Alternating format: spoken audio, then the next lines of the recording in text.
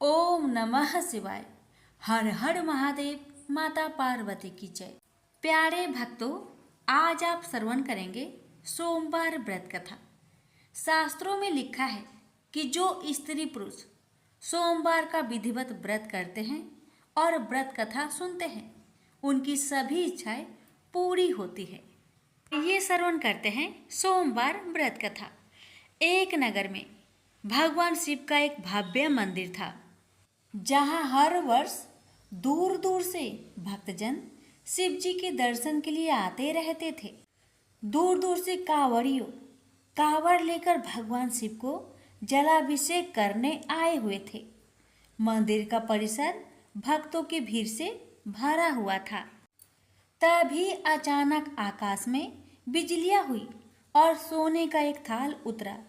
उसी के साथ एक भविष्यवाणी हुई, जो कोई भगवान शंकर का सच्चा भक्त और प्रेमी होगा, उसी को यह थाल मिलेगा।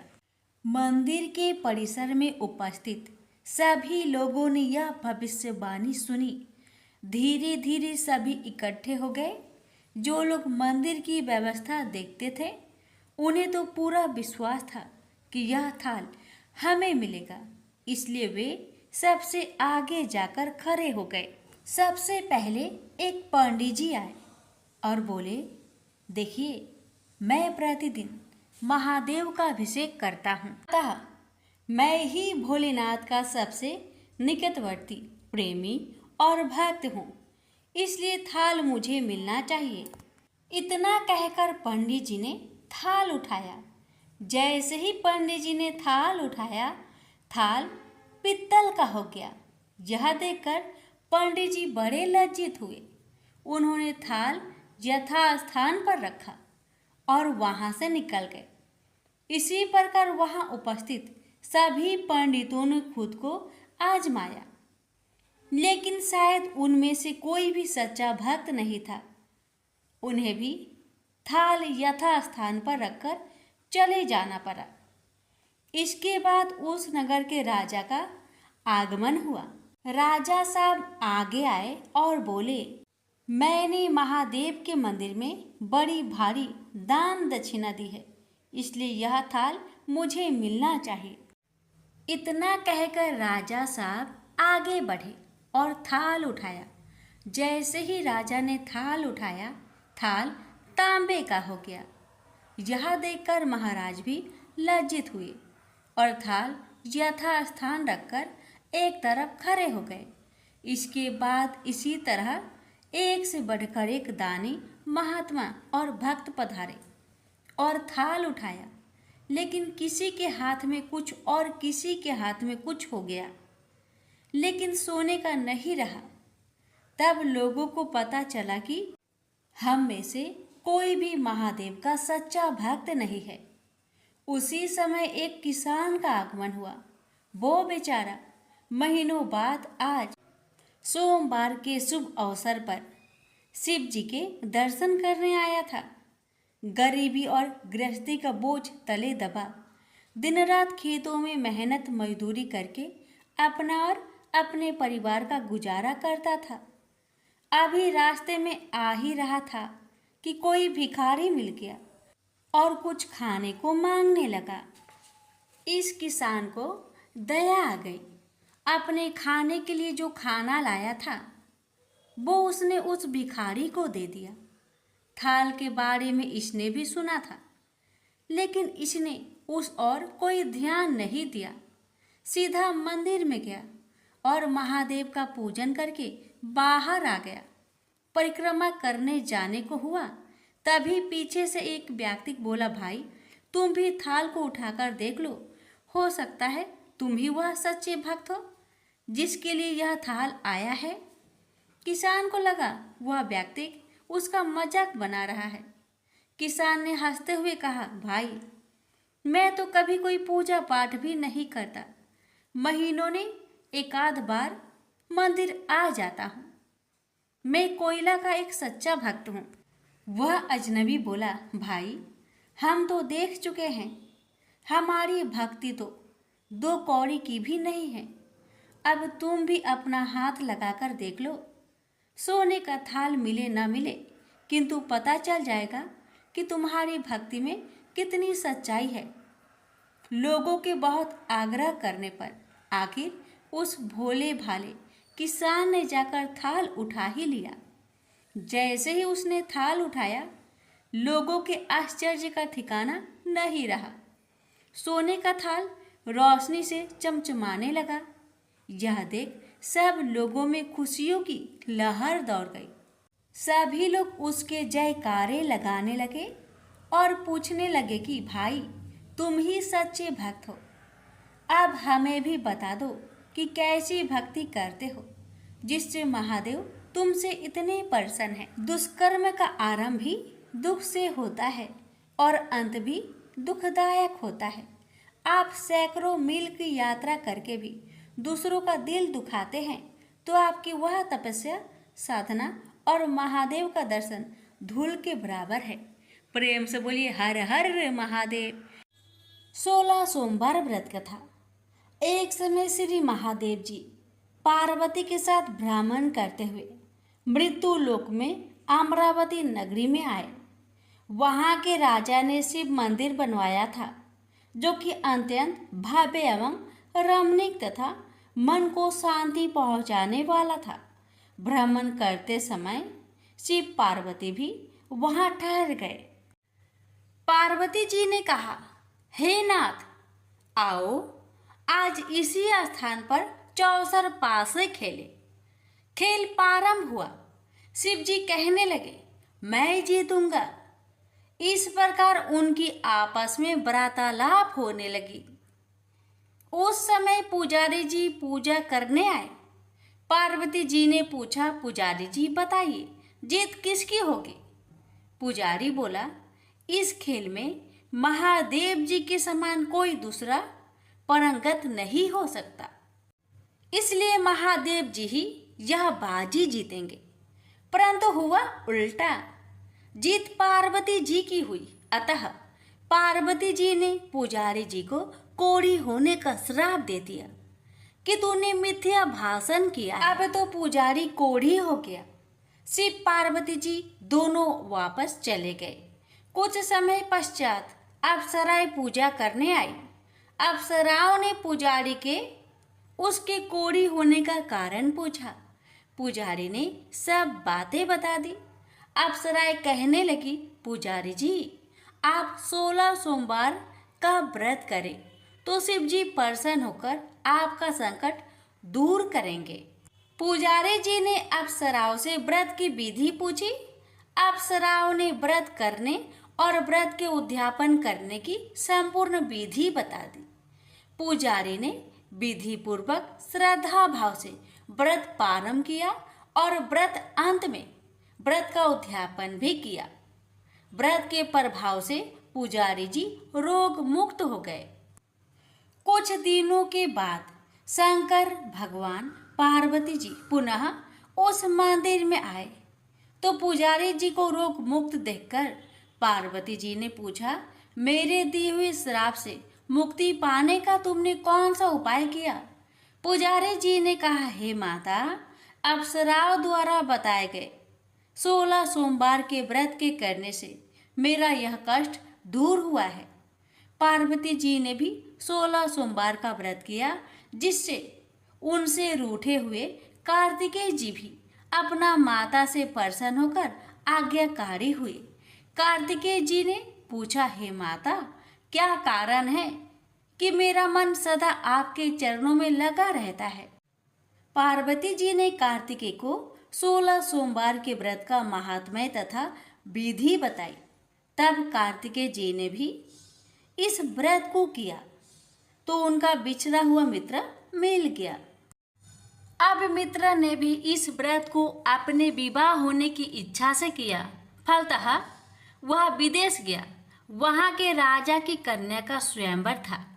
राजा ने प्रण किया था कि हथिनी जिस व्यक्ति के गले में वरमाला डाल देगी उसी के साथ राजकुमारी का विवाह करूँगा।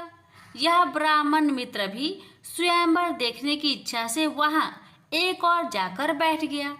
हथिनी ने इसी ब्राह्मण मित्र को माला पहनाई तो राजा ने बड़ी धूमधाम से अपनी राजकुमारी का विवाह उसके साथ कर दिया। तत्पश्चात दोनों सुखपूर्वक रहने लगे।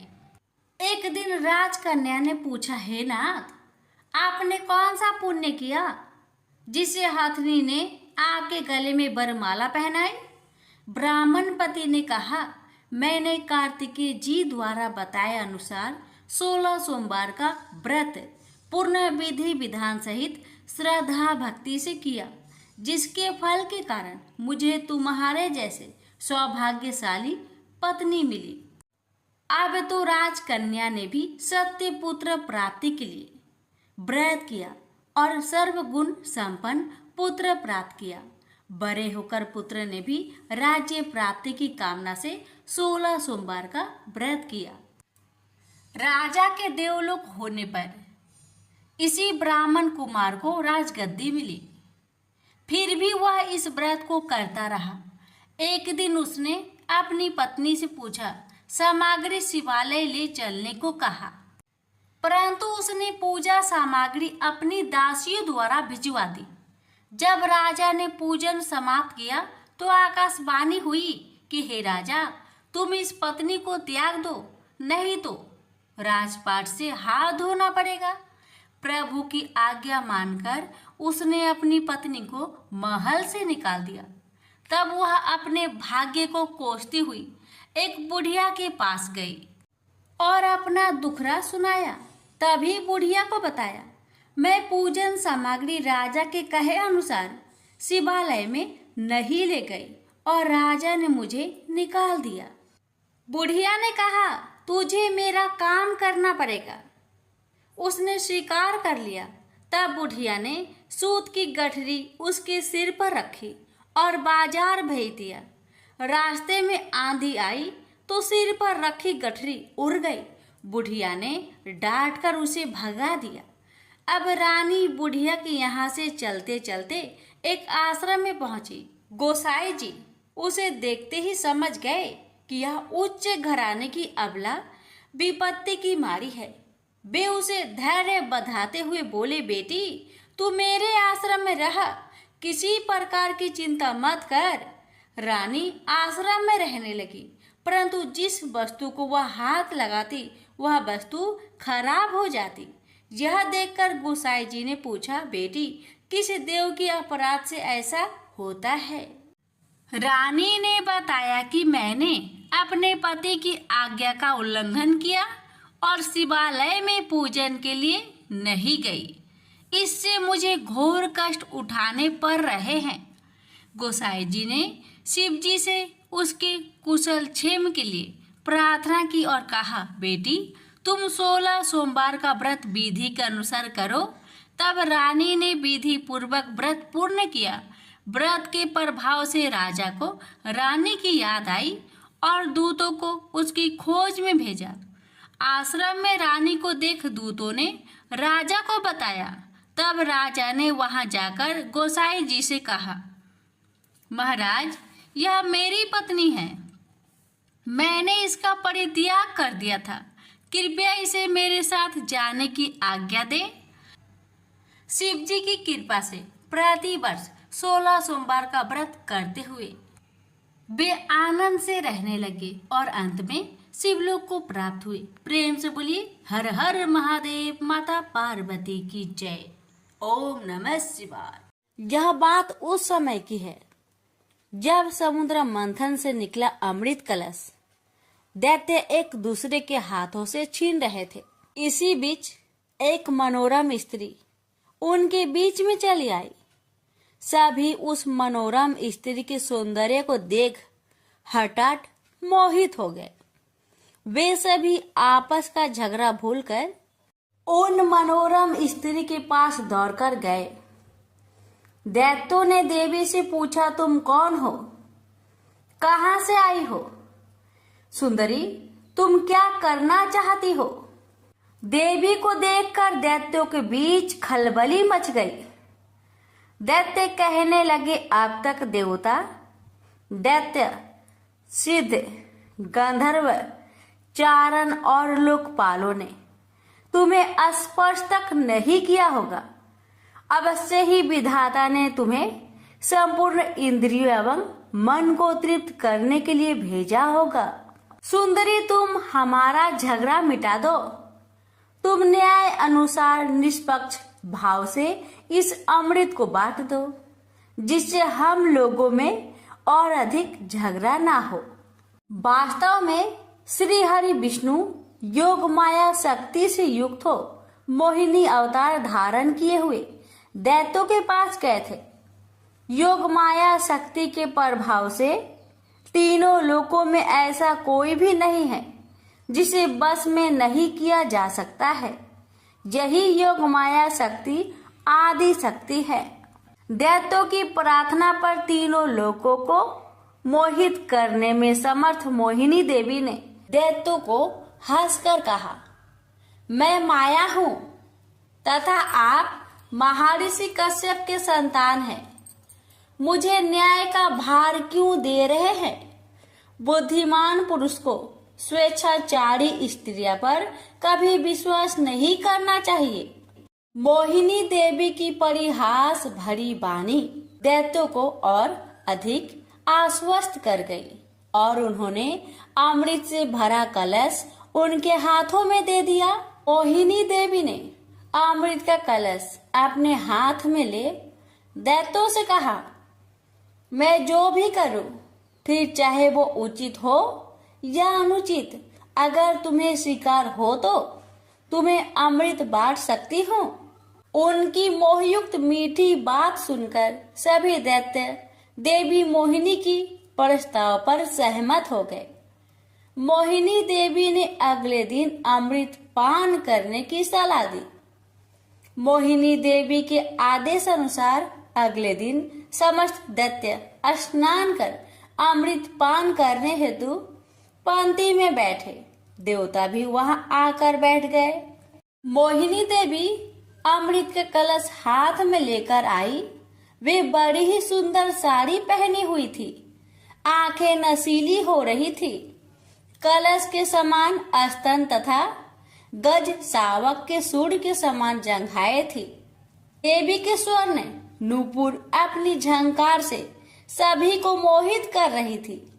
सुंदर कानों में कुंडल थे तथा उनकी नासिका कपोल तथा मुखा रविंद्र बहुत ही मनोरम थे।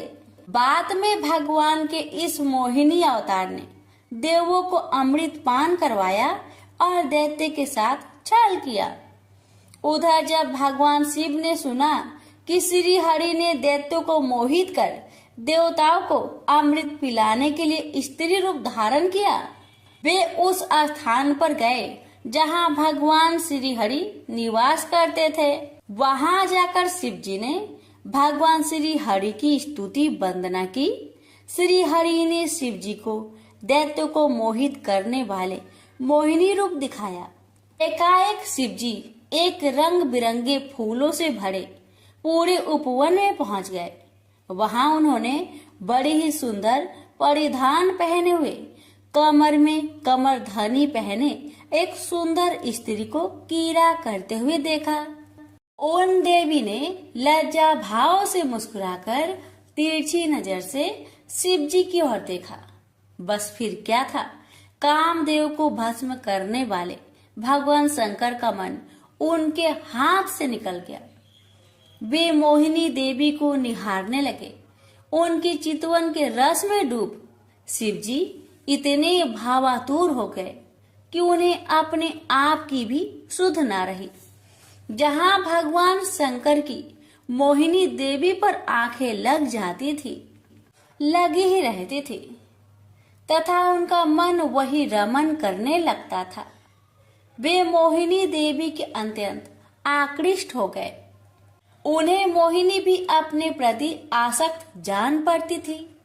उनके हाव भाव के शिव जी का विवेक शून्य हो गया था तथा वे कामातुर हो गए थे। अपने बैरी कामदेव से मानो परास्त होकर महादेव जी विष्णु के मायामयी मोहिनी रूप को जानकर भी पीछे पीछे दौड़ने लगे। पार्वती जी का ख्याल त्याग कर शंकर मोहिनी के पीछे लग गए। उन्होंने उन्मत्त होकर मोहिनी के केस पकड़ लिए। मोहिनी अपने केसों को छुड़वाकर फिर वहां से चल दी। शंकर फिर उसके पीछे पीछे दौड़ने लगे। उस समय पृथ्वी पर जहां जहां भगवान शंकर का वीर्य गिरा, वहां वहां शिवलिंगों का क्षेत्र एवं स्वर्ण की खाने हो गई। तत्पश्चात यह माया है ऐसा जानकर भगवान शंकर अपने स्वरूप में स्थित हुए।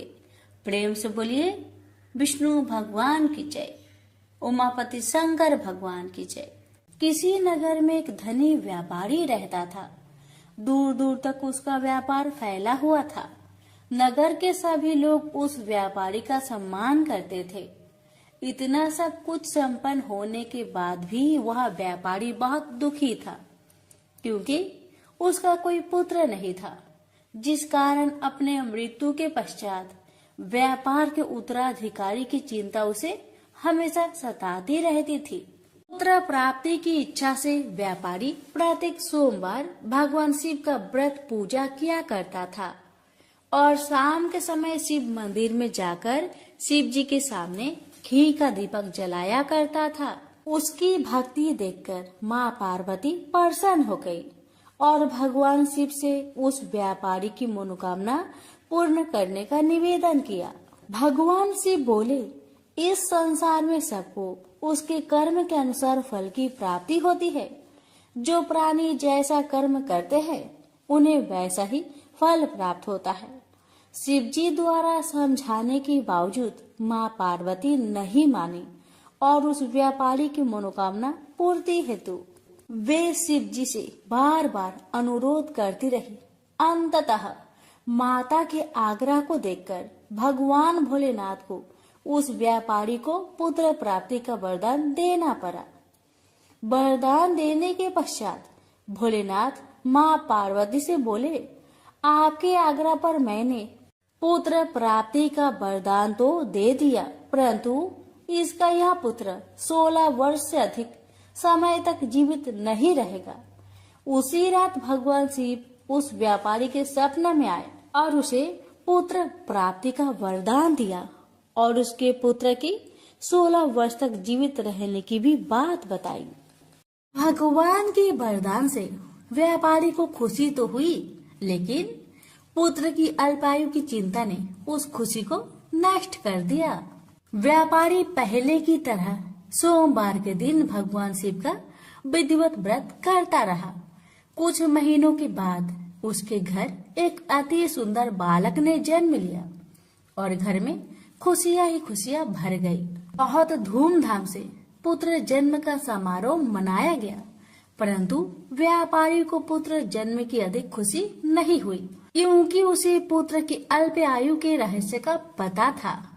जब पुत्र 12 वर्ष का हुआ तो व्यापारी ने उसे उसके मामा के साथ पढ़ने के लिए बनारसी भेज दिया। लड़का अपने मामा के साथ शिक्षा प्राप्त हेतु चल दिया। रास्ते में जहाँ भी मामा भांजे विश्राम हेतु रुकते, कहीं यज्ञ करते और ब्राह्मणों को भोजन कराते। लंबी यात्रा के बाद मामा भांजे एक नगर में पहुँचे। उस दिन नगर के राजा की कन्या का विवाह था, जिस कारण पूरे नगर को सजाया गया था। निश्चित समय पर बारात आ गई, लेकिन वर का पिता अपने बेटे के एक आंख से काने होने के कारण बहुत चिंतित था। उसे भय था कि इस बात का पता चलने पर कहीं राजा विवाह से इनकार न कर दे, इससे उसकी बदनामी भी होगी। जब वर के पिता ने व्यापारी के पुत्र को देखा तो उसके मस्तिष्क में एक विचार आया। उसने सोचा, क्यों ना इस लड़के को दुल्हा बनाकर राजकुमारी से विवाह करा दूं। विवाह के बाद इसको धन देकर विदा कर दूंगा और राजकुमारी को अपने नगर ले जाऊंगा। वर के पिता ने लड़के के मामा से इस संबंध में बात की। मामा ने धन मिलने की लालच में वर के पिता की बात को स्वीकार कर ली। लड़के को दूल्हे का वस्त्र पहनाकर राजकुमारी से विवाह कर दिया गया। राजा ने बहुत सारा धन देकर राजकुमारी को विदा किया। शादी के बाद लड़का जब राजकुमारी के साथ लौट रहा था तो वह सच नहीं छिपा सका और उसने राजकुमारी की ओढ़नी पर लिख दिया, राजकुमारी, तुम्हारा विवाह मेरे साथ हुआ था। मैं तो बनारसी पढ़ने के लिए जा रहा हूँ और अब तुम्हें जिस नवयुवक की पत्नी बनना पड़ेगा वह कान्हा है।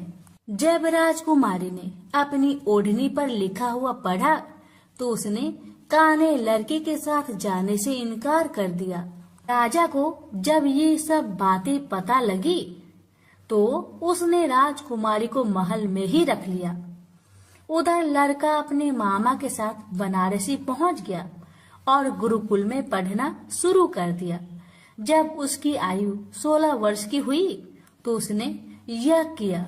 यज्ञ की समाप्ति पर ब्राह्मणों को भोजन करवाया और खूब अन्य वस्त्र दान किए। रात को वह अपने शयन कक्ष में सो गया।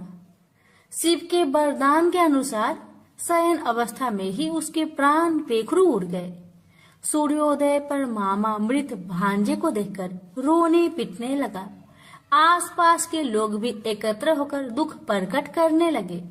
लड़के के मामा के रोने विलाप करने के स्वर समीप से गुजरते हुए भगवान शिव और माता पार्वती ने भी सुने। माता पार्वती ने भगवान से कहा, प्राणनाथ, मुझे इसके रोने का स्वर सहन नहीं हो रहे।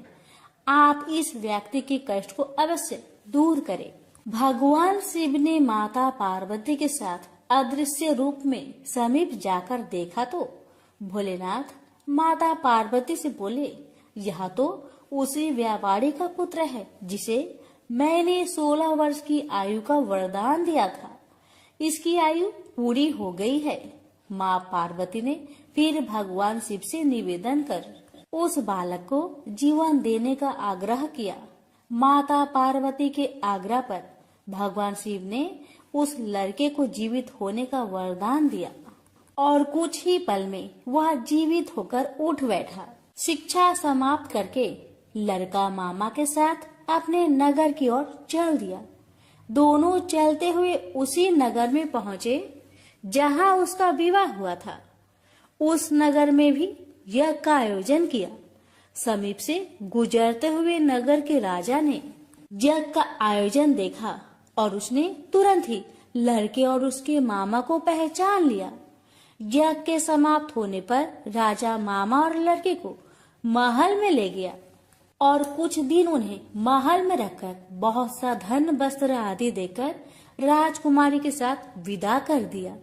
इधर भूखे प्यासे रहकर व्यापारी और उसकी पत्नी बेटे की प्रतीक्षा कर रहे थे।